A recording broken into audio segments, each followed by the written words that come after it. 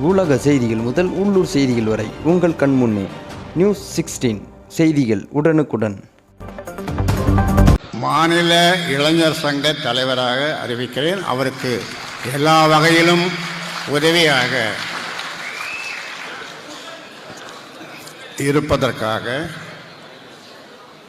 நான் அறிவிக்கிறேன். எங்கப்பா மோகன் இல்லையா? மோதம் போயிட்டாங்க.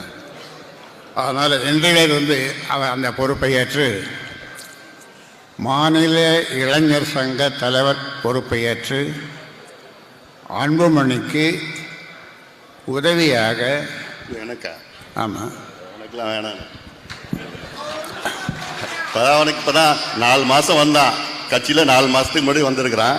அவனுக்கு இளைஞர் சங்கம்னா என்ன அனுபவம் இருக்குது அவனுக்குலாம்? என்ன அனுபவம் இருக்குது அவனுக்கு?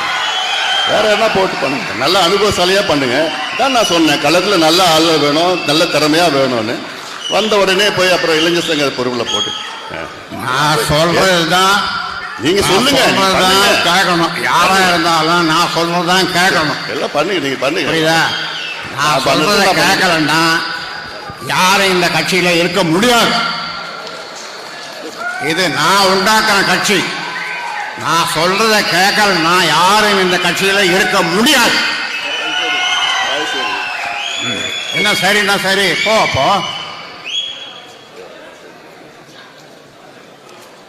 முகந்தன் மீண்டும் சொல்றேன், மாநில இளைஞர் சங்க தலைவராக நியமிக்கப்படுகிறார். கை தட்டுங்கப்பா. குடும்பத்தில் இன்னொன்று போடு, குடும்பத்தில் வச்சுக்கிட்டு. அவ்வளோ நன்றி. யார் சொல்றது?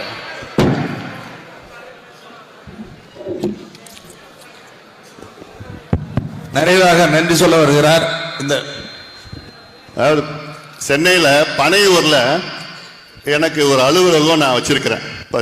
ஒரு புதுசாக ஒன்று ஆரம்பிச்சிருக்கிறேன். அங்கே வந்து எல்லாம் என்னை பார்க்கலாம். பனையூரில், சென்னை பனையூரில் அலுவலகம் ஒன்று திறந்திருக்குது. 3வது தெருவில் வச்சிருக்கு. ஃபோன் நம்பர்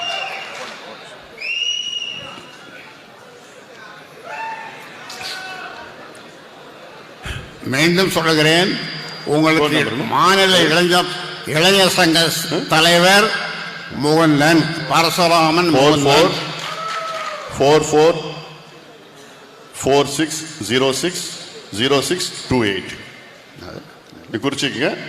என்ன தொடர்புகளெல்லாம் எல்லாம் வந்து எப்போனா பார்க்கலாங்க. அலுவலகம் இன்னொரு அலுவலகம் திறந்துங்க, நடத்துன்னு தானே சொல்கிறேன். நடத்துங்க. அவர் உனக்கு உதவியாக இருக்க போகிறாரு. முகந்தன் உனக்கு உதவியாக இருக்க போகிறாரு. அதனால் இதை யாரும் மாற்ற முடியாது. உனக்கு விருப்பம் இல்லைன்னா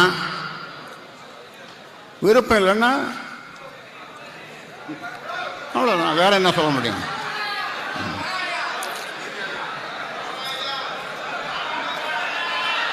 முகுந்தன் தலைவர். நான் சொல்றதுதான் கேட்கணும். நான் ஆரம்பித்த கட்சி. நான் என்ன சொல்றேனோ அதுதான் செய்யணும் எல்லாரும். அப்படி விருப்பம் இல்லாதவர்கள் விலகிக் கொள்ளுங்கள். யாராக இருந்தாலும் விருப்பம் இல்லாதவர்கள், என் பேச்சை கேட்காதவர்கள் விலகிக் கொள்ளலாம்.